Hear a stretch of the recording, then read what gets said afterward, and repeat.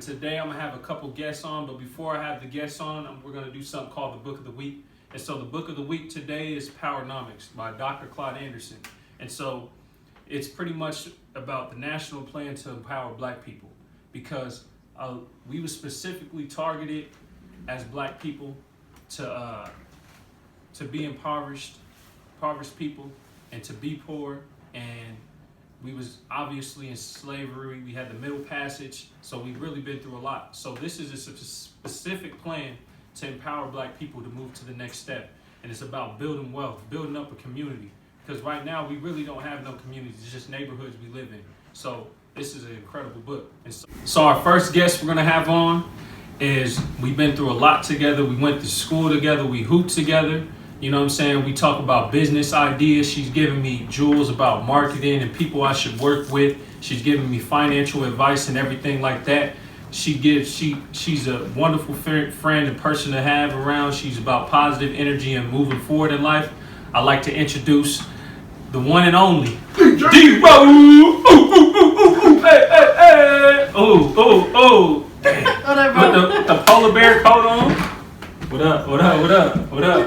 How you feeling? I'm good, man. How are you? Good. It feels good to be here. Yeah. My Motivation Monday. Let's never settle. All right. Then we got another guest in the back. He can't stop barking for some reason, but he one of my he a dog. But he one of my day one homies. You know what I'm saying? One of those other people. Best friends that always have around, good energy, always hoop together, football, track, you name it. Been through most together. You name it. The one and only Obie Walker Dover. What's good, dog? You got the crew here. What's good? What up, y'all? How you feeling, dog? How you feeling? Good, never better. Y'all look like y'all just came from Toronto or some shit. Alaska, where y'all come from? Did you know? The Bronx. The Bronx. Where your Timbs at then? Took them off at the door. Yeah. So how y'all feel? I love the energy. How y'all feeling today? Feeling blessed. You're feeling good. Everything's going good, you know. Can't complain. Thanksgiving just passed. I'm very thankful. What was one of your favorite dishes from Thanksgiving? Ooh, the yams. The yams. The yams. Are they yams or sweet potatoes? Because everybody be like, they really both, honestly. They're not sweet potatoes, actually. They just yams. Because sweet potatoes don't got all that extra stuff on it. Oh, okay. With the marshmallows and stuff like that. Yeah, the brown sugar and all that. Yeah. So it's definitely yams. It ain't no sweet potatoes. All right, cool. Malik, how was your Thanksgiving? Was it cool? It was good, man.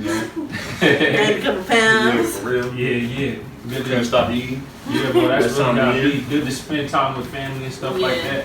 All right, so with that being said, speaking of family, what's something when you have kids or have grandkids that you would want to pass on to them? That I would want to? Yeah, that you would want to pass on to them.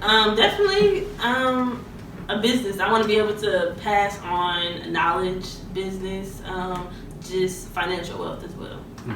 That's a good answer. Malik? I would say generational wealth. Yeah. And stuff that I was educated on. Facts. You know, that's real. At their age and all that. That kind of goes into my next question and kind of like the book. And so one of the things I was reading in the book is talking about how in a lot of our public school systems, because we all went to Roosevelt together and we all went to college at white institutions, right? And so it talks about how black people aren't really taught to be producers but consumers. Right. So what's something that you wish you would have learned in some of these schools about? It could be about wealth, but just living life in general. You can go first. I would say start my own business. Yeah. And I don't know, just learn about like how to do my own taxes, stuff like that. Yeah. Because a lot of things that we learn like in the adulthood we never learned in school. Like why don't we know how to file our own taxes? Why don't we know how to start our own business, what it takes to start our own business? And then also like the power of just like knowledge within being like by yourself on the streets, you know what I mean? Also with that, I would say just like business wise, like a lot of things that we learn in school like there's nothing that we learned in school that we could take into the real life, you Mhm. know. Yeah. So I definitely think like school was definitely I would say like a pullback. You Mhm. know, like it put us a step behind for sure. Yeah. And we had to do a lot. We have to still do a lot of unlearning and relearning Mhm. because of school. Yeah, 100%. Like one thing that I feel like we was taught in school is you have to learn one way. Like Mhm. they sit in front of you, they lecture you for an hour and a half, and then they get annoyed with us for wanting to hang out in the bathroom because we Yeah. bored in class. You Right. know what I'm saying? Because I Mhm. know me and Malik, we was in the hallways chilling, just Hey, you know what I'm God, we used to saying? wait. You know what I'm Class for saying? Like 10 minutes, rest of the time you out in the Bro, hallway. Yeah, Yeah. and like literally, like nobody wants to like, and then all we're doing in the classroom is sitting there listening to somebody lecture. And even through college, all throughout college, like what have we really learned throughout college? Mhm. Like really, what we're applying in the business aspect of things is everything that we learned on our own. Everything that we learned on our own. Yeah, like yeah. nothing that I learned in school have I applied to, you know, a job, a corporate job that I had out here. Or just like having my own business. Nothing that I learned in school have I applied. Like it's literally useful. It's like and that's the thing is like Useless. it's useless. Yeah, I know what Yeah. you mean. So like going into school, they be like, "Oh, you got to study for this test." You don't start really studying for it. Maybe the night before or Yeah, 2 nights that's before. really- You know what I'm saying? And then you grasp, you try to remember all the information. You get to the test.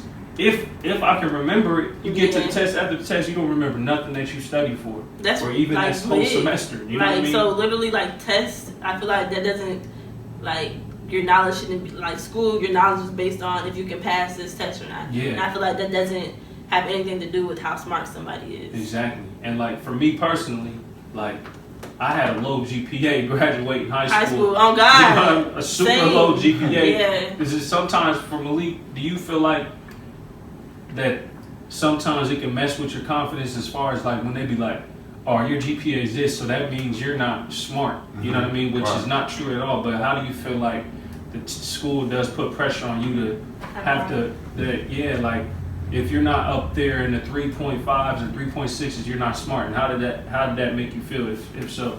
Honestly, it made me not want to go to school, bro.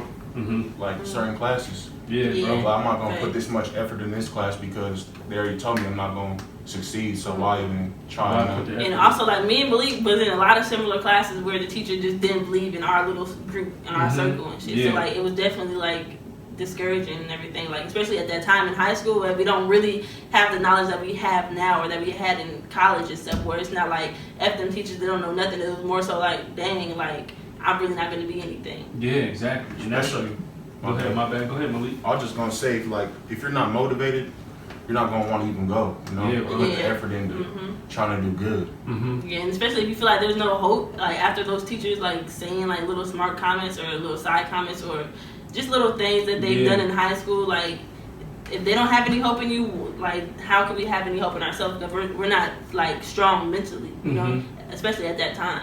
100%. And so, like, with that being said, so following after school, you kind of alluded to it, is there's nothing useful that you found that you can apply to life in general from school for the most part. But what's something that you could tell, like a person that's in college or these kids that's in high school, like, look, this is, if I was you at this point, this is more something I would think about as far as like business or just life in general for both of Yeah, them. so if I was in school now and I had to decide, like, I would definitely be going like harder in the businesses that I was running while in school instead of like, oh, I need to put this aside and do this last and do my homework first. Yeah. No, I would be doing everything that I can for my business. I would be tapping into all the knowledge that I could business-wise versus like doing a history assignment that didn't have anything to do Nothing with to what do I with. really, where my heart really was and what my heart and passion really desired. That's real. That's real. Cause that's the thing too. Is I noticed with school is it compresses your individuality, and then also too is what your passion is and then what you really want to be. No, You and know what I literally mean? sports too. Like that's all we've all known throughout Mhm. our whole entire life. Like Whole life. football, basketball. Like literally, that's all we ever known. So also, I will say with that, when I stopped playing sports, like that's when I really identified like who I was and what it really Mhm. it really is that I enjoy doing in Yeah, life. and that's a hard thing to do. Yeah, It's because really hard. especially when you know, like when sports is your whole entire life, like we ate, slept, and shit. Basketball, Yeah. basketball. Like literally, like that's all we knew. So Mhm. if it wasn't basketball, then what was it? Yeah.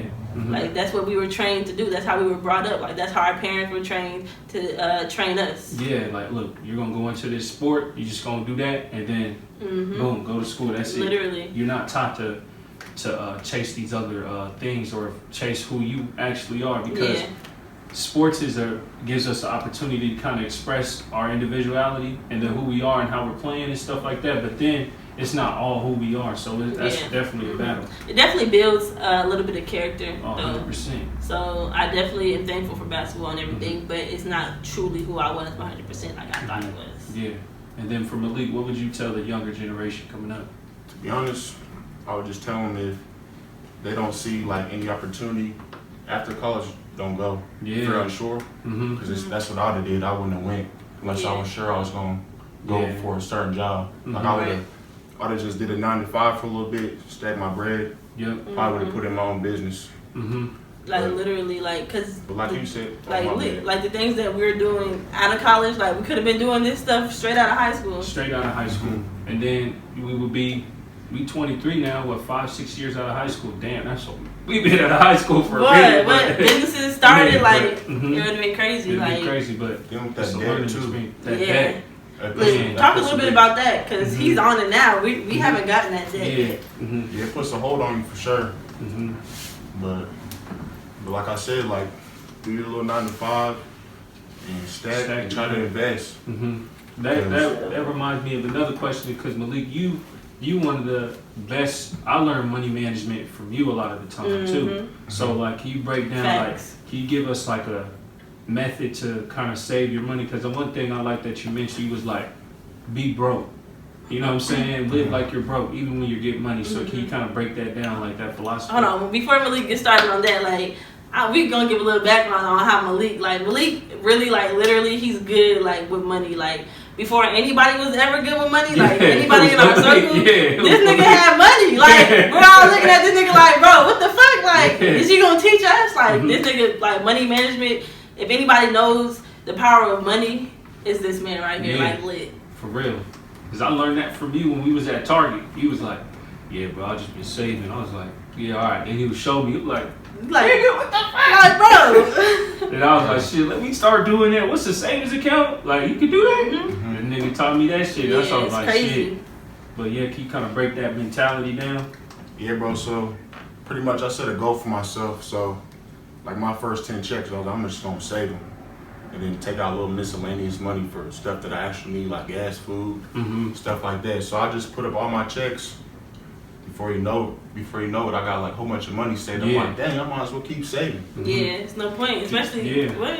Yeah, and especially with like clothing and stuff, like that stuff really don't matter because Yeah. I mean, you get it and it probably just gonna sit there. You know what I'm saying? You gonna forget about it. You're gonna forget about You're it. gonna wear it a couple times. It's not gonna matter for real. Right. So another thing I did too is I got a credit card, unsecured credit card. So I got like a $200 limit. So I would put most of my money up and only spend money on my unsecured credit card while I'm still stacking. And then I pay my little credit card off. And it's always coming back to you. Exactly. Yeah. And it helps your credit too.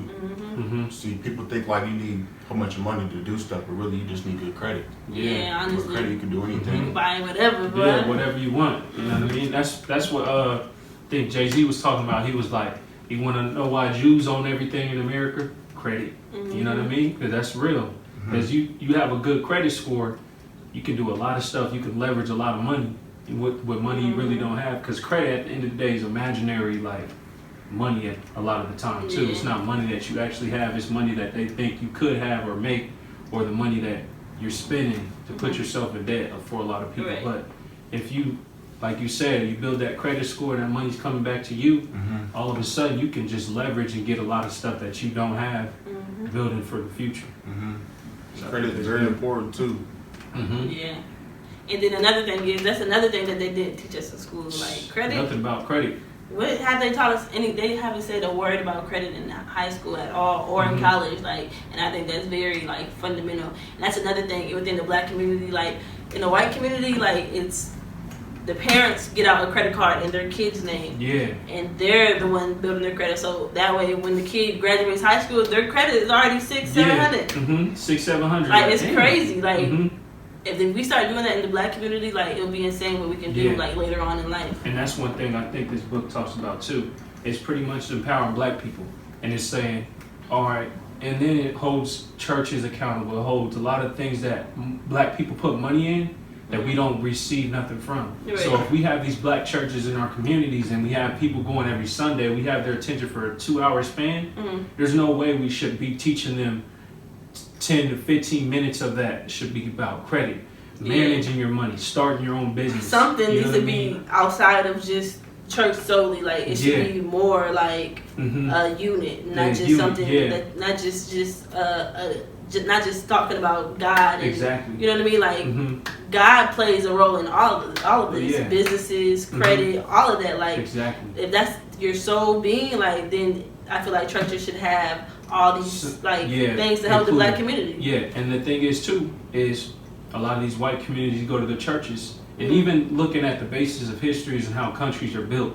If you look at like the Catholic churches and stuff like that, they have a lot of the funding and a lot of the stuff goes through them throughout the whole community. So if you're not checking in with the Pope, you ain't getting shit done in certain aspects with certain things. So if we gotta hold a lot of these churches accountable, and they should be more beneficial with educating us on that part too. And so like there's a lot of things that we miss out on and we're programmed to think, and that's why I feel like a lot of the problem lies in like the school, and like you said, we don't learn about credit, just different stuff like that. And then I wouldn't only just blame the schools, I would blame home too. Like a lot of our kids a lot of us should have been homeschooled. A lot of the kids now should be getting homeschooled. Like that's a question. Go ahead. I was gonna say a lot of parents aren't educated on certain stuff too. Right. And like a lot of our parents are just now finding out as well. Like if they want to be woke, you know. And on credit problems too, because like with banks, they'll just see the credit cards and you just gonna run it up. I got a credit card, I'm gonna just spin. With no plan behind it. Yeah, like literally, like I got my first credit card in college, and I didn't have a job. So what I do, like I just spent that all that money, and then had no way to pay it back. That's why I would say too is get educated before you even get something. Get a credit card, or then try to find the lowest interest rate. Stuff like that. All right, cool. So then my next question is what's something that like kind of a goal besides like managing money, as far as like personal goals that you've been kind of, that's not too personal, but you've been kind of like set for yourself, or something that you've been striving to get to? You can answer that first. Goal that I would say I'm trying to get to. That's a good question. I would say start my own business. I'm working on it now. Just trying to figure everything out. Things take time too. And as far as like the starting a business too, and like you said right before this, is have a plan and educate yourself on that, and you're taking the steps to do that, so you just don't jump into stuff blinded. Because that's something I learned from too, is when I was doing what I'm doing, like I was excited and diving in, I was like, hold on, what's this, or what's that, or what I gotta do with that. And one thing I learned too is never spend over 70% of the money that you have in your business, because it can put you in a bind when that shit don't work out. Because when I bought my machine and stuff like that, I was like, man, I'm straight, I'm set. And then stuff starts messing up, and I wasn't able to really do the you know what I'm saying, perfect what I was doing, or get right to it and start selling them out like that from the shirts that I'm making myself.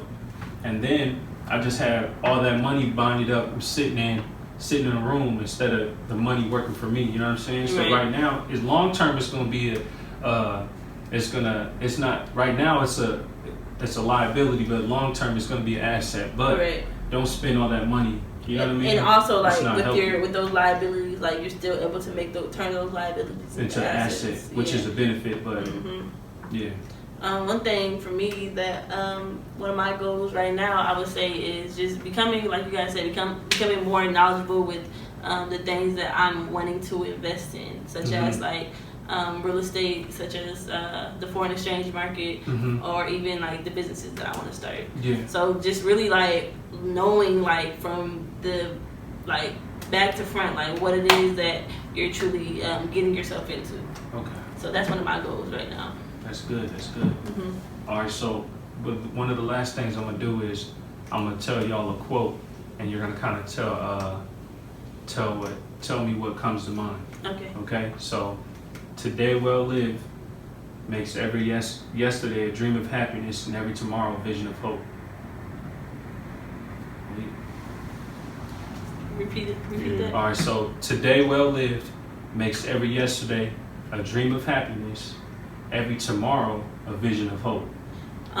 What I got out of that is basically go for it today. Like, don't wait until tomorrow to go for it, because if you wait till tomorrow to go for something, which you're supposed to do yesterday, like the next day you're gonna wait until the next day. You know what I mean? So stop procrastinating. Like literally, if you go for it today, the next day will be even better. You can go for that. Go towards that next step to get to your dreams. Yeah. Yeah, I'll say same, and also keep faith in what you're trying to do. Yep. Never lose faith, and always believe it's gonna work, even when it might not work. Facts. Just always think it is gonna work. Always believe. That's real.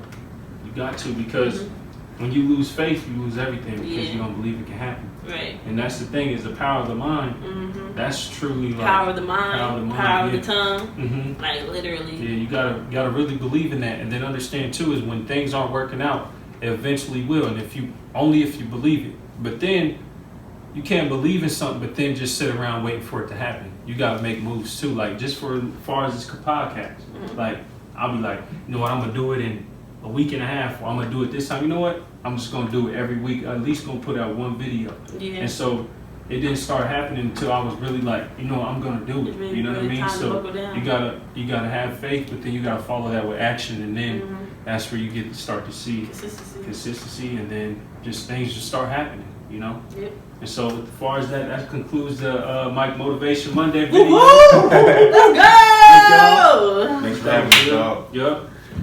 We'll see y'all next week.